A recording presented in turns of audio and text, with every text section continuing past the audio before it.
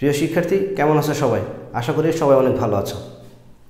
ধারাবাহিকভাবে বৃত্তের বেসিক আলোচনা আজকে পর্ব 2-এ থাকছে তোমাদের জন্য বৃত্তের সাধারণ সমীকরণ এবং তার সংশ্লিষ্ট সূত্রসমূহ। প্রথমে আমরা যে নিব আসলে আমরা বৃত্ত কেন পড়ব, আমাদের প্রয়োজন কেন, এটা আমি যদি একটু বলি যে এই বৃত্ত এমন একটা অধ্যায় যেটা থেকে তোমার কমপক্ষে একটি সৃজনশীল এবং 6টি এমসিকিউ থাকবে বোর্ড পরীক্ষায়। সেই সাথে বৃত্ত থেকে অ্যাডমিশন টেস্টেও অনেক গুরুত্ব রয়েছে, সুতরাং এটা আমাদেরকে পড়তেই হবে, এটা অনেক জরুরি। সাথে শুধু এখানে আমি বলেছি যে কমপক্ষে একটি সৃজনশীল, অর্থাৎ তোমার এখান থেকে একটি তো অবশ্যই থাকবে, দুটিও থাকতে পারে।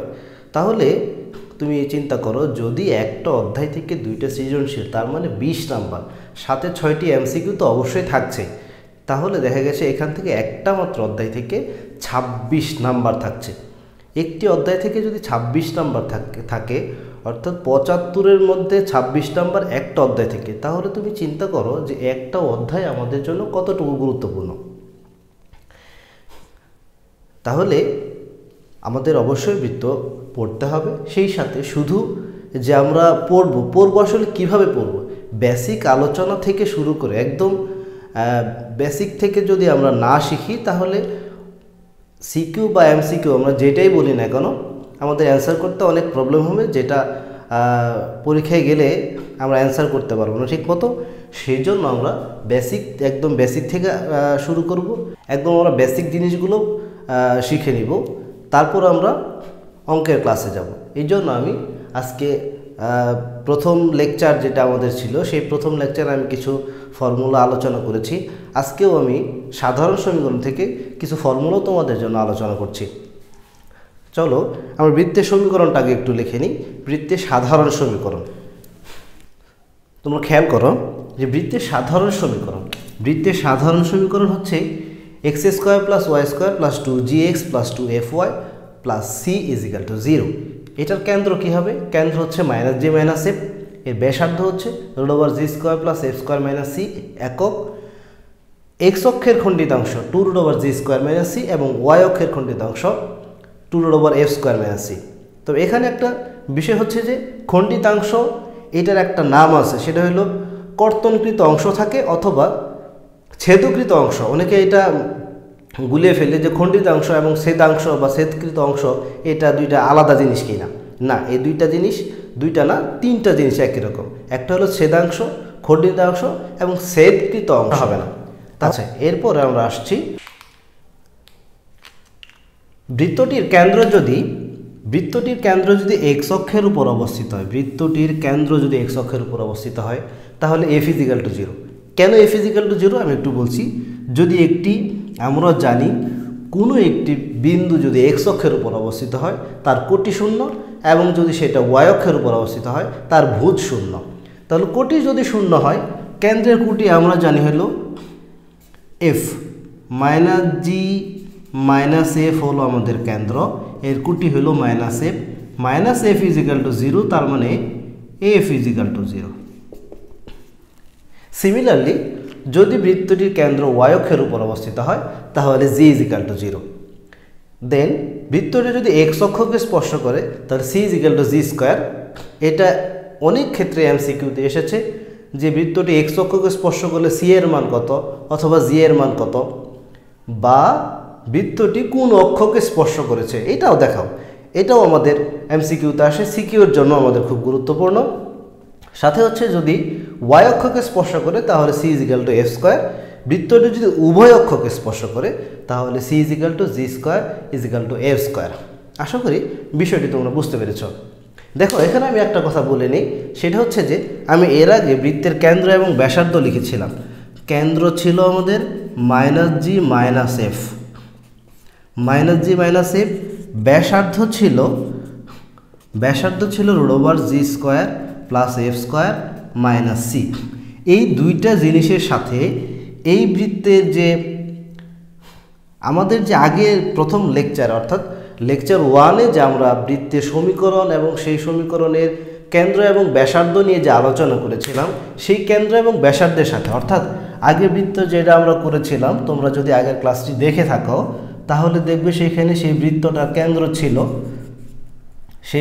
কেন্দ্র ছিল এইচকে এবং ব্যাসার্ধ আমাদের আর ছিল। অনেক ক্ষেত্রে ব্যাসার্ধ আর না হয় এ ধরা হয়, আমাদের এটা আমরা যে কোনো একটা ধরে নিতে পারি। তবে প্রচলিত অর্থ গ্রহণ করে সেটা হচ্ছে ব্যাসার্ধ আর রেডিয়াস, এই রেডিয়াসের আর ব্যবহার করা হয়, অনেক ক্ষেত্রে এ ব্যবহার করা হয়। তাহলে আমরা দুইটা যে কোনো একটা ব্যবহার করতে পারি, সেটা প্রবলেম নেই। কিন্তু আমি বলছি যে এখানে কেন্দ্র এইচকে এবং এখানে কেন্দ্র -g -f, এটা পরস্পরের সাথে একটা সম্পর্ক আছে, একদম ফুললি একটা প্রমাণ আছে। আমি তোমাদের সেটা দেখাতে পারি, কিন্তু এখানে যদি আমি সেটা দেখাতে যাই ভিডিওটা অনেক লম্বা হয়ে যাবে, তোমাদের বোরিং লাগতে পারে। তাই যারা তোমরা এটা দেখতে চাও, তোমাদের যারা প্রয়োজন মনে করছো, তারা অবশ্যই কমেন্টে জানালে আমি তোমাদের জন্য সেই বিষয়গুলোর উপর আরেকটি ভিডিও তৈরি করার চেষ্টা করবো ইনশাল্লাহ। সাথে আসছি এই যে c = g², f² বা উভয় অক্ষকে স্পর্শ করলে g² c = f², এগুলো কেন হয়? প্রত্যেকটারই আমাদের যে আগের বৃত্তের সমীকরণ ছিল সেটার সাথে এটার সাথে একটা সম্পর্ক যেমন আছে, সাথে এটা কেন হলো c = g², এটারও একটা প্রমাণ আছে। তাহলে আমি আসলে সেটা দিয়ে খুব বেশি এখানে বলতে চাচ্ছি না। তোমাদের যদি আমরা বৃত্তের অঙ্কগুলো করতে চাই, তাহলে অবশ্যই আমাদের এই বেসিক ফর্মুলাগুলো লাগবে। আমি ফর্মুলাগুলো তোমাদেরকে জানিয়ে দেওয়ার চেষ্টা করছি। এরপরে চলো আমরা আর কিছু ফর্মুলা একটু জেনে নিই। x1 y1 ও x2 y2কে ব্যাসের প্রান্তবিন্দু ধরে অঙ্কিত বৃত্তের সমীকরণ x - x1 × x - x2 + y - y1 × y - y2 = 0। এই ফর্মুলাটা কিভাবে আসলো, এটাতে একটা প্রমাণও আছে। আমি জাস্ট তোমাদের একটু শর্টকাটে এটা বুঝিয়ে দেওয়ার চেষ্টা করব। একটু ছোট যেহেতু, এই জন্য আমি এটা একটু আলোচনা করছি। কীরকম, যে আমরা এখানে একটা বৃত্ত নিয়েছি, বৃত্তের একটা ব্যাস নিয়েছি, এই ব্যাসের প্রান্তবিন্দু দুইটা আমি এখানে উল্লেখ করেছি, x1 y1 এবং x2 y2। আমি বৃত্তের উপরস্থ কোনো একটি বিন্দু নিয়েছি, সেটা হলো xy। এই xy একটি বিন্দু নিয়েছি। তাহলে সেই বিন্দুর সাথে আমরা এই দুই প্রান্ত আমরা যোগ করেছি, তাহলে একটি ত্রিভুজ তৈরি হয়েছে। এই ত্রিভুজের যে কোণটা আছে, সেই কোণটা আসলে সমকোণ। কিভাবে আমরা বুঝবো এটা সমকোণ? তোমরা একটু খেয়াল করো, আমরা 9 10-এ যে বৃত্ত পড়েছি, সেই বৃত্তে একটি প্রমাণ আমাদের ছিল যে কোনো অর্ধবৃত্তস্থ কোণ এক সমকোণ। তুমি খেয়াল করো, এটি বৃত্তের ব্যাস, তার মানে এই বৃত্তের ব্যাসের উপরস্থ একটি ত্রিভুজ গঠিত হয়েছে। সেই ত্রিভুজের যে শীর্ষবিন্দুতে যে কোণ উৎপন্ন হয়েছে, অর্থাৎ পরিধিস্থ কোনো বিন্দুতে যে কোণ উৎপন্ন হয়েছে, সেই কোণটা একটি সমকোণ, একটি অর্ধবৃত্তস্থ কোণ। অর্ধবৃত্তস্থ কোণ এক সমকোণ। তাহলে যদি আমরা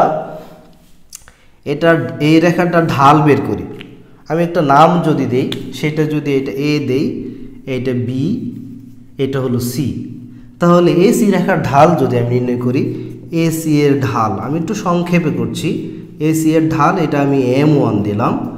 m1 যদি দিই তাহলে কি হবে? আমরা জানি ঢাল নির্ণয়ের যে সূত্রটা আমরা সরলরেখাতে শিখেছি। যারা সূত্রটি এখনও জানো না, অবশ্যই সূত্রটি শিখে নিবে। যে ঢাল নির্ণয়ের সূত্র, কোটিদ্বয়ের অন্তর বাই ভুজদ্বয়ের অন্তর, y - y1 বাই হলো x - x1। সিমিলারলি যদি আমি বিসি এর ঢাল নির্ণয় করি, বিসি এর ঢাল সেটা যদি আমি m2 ধরি, তাহলে কি হবে? এটা হবে y - y2 বাই হলো x - x2। আমরা জানি যদি এটা সমকোণ হয়, তাহলে এই এসি রেখা এবং বিসি রেখা এরা পরস্পর লম্ব। দুইটি রেখা যদি পরস্পর লম্ব হয়, তাদের ঢাল দ্বয়ের গুণফল -1। তাহলে সেই ফর্মুলাটা আমরা এখানে ইউজ করব, যে m1 × m2 = -1। m1 এর মান কি ছিল? m1 এর মান ছিল y - y1 বাই হলো x - x1। এটা ইনটু হচ্ছে y - y2 by x - x2 = -1। তাহলে এই দুইটা আমরা একটু যদি গুণ করে নিই, গুণ করে নিলে কি হবে তোমরা একটু খেয়াল করো। যে লবের সাথে লবের গুণ যদি করি y মাইনাস ওয়াই ওয়ান, গুণ আকারে রেখে দিব, গুণ করে একবারে দিব না, আমরা গুণ আকারে দিব y minus Y two by হচ্ছে x minus x one x minus x two is equal to minus one. তোমরা একটু খেয়াল করো, যদি আমরা আড়াআড়ি গুণ করে দেই, এটার সাথে যদি আমরা আড়াআড়ি গুণ করে দেই তাহলে কি হবে y minus Y one y minus Y two is equal to হচ্ছে minus X minus x one x minus x two. এখন এটা যদি পক্ষান্তর করে আমরা বাম পাশে নিয়ে আসি, আমি একবার একটু সাজিয়ে লিখলাম আর একটা লাইন বাড়ালাম না, সেটা কি হবে x minus x one x minus x two plus y minus Y one y minus Y two is equal to zero. তোমরা একটু খেয়াল করো, আমাদের যে ফর্মুলাটা ছিল, এই যে ফর্মুলাটা, আশা করি বিষয়টি তোমরা বুঝতে পেরেছ। এবার চলো আমরা বৃত্তের ব্যাসার্ধ এবং বৃত্তের স্পর্শকের যে সম্পর্ক সেটা একটু জেনে নিই। তাহলে সম্পর্কটা কি? সম্পর্কটা হচ্ছে একটি বৃত্ত, একটি রেখা, একটি স্পর্শক, বৃত্তের ব্যাসার্ধ এবং বৃত্তের স্পর্শকের মধ্যে একটি সম্পর্ক আছে। যদি কোনো রেখা একটি বৃত্তকে স্পর্শ করে তাহলে কেন্দ্র থেকে সেই রেখার লম্ব দূরত্ব এবং ব্যাসার্ধ দুইটা যদি সমান হয় তাহলে বলবো আমরা সেই রেখাটি বৃত্তকে স্পর্শ করে। তাহলে স্পর্শ হওয়ার শর্ত কি? কেন্দ্র থেকে সেই রেখাটা লম্ব দূরত্ব এবং ব্যাসার্ধ সেটা সমান হবে।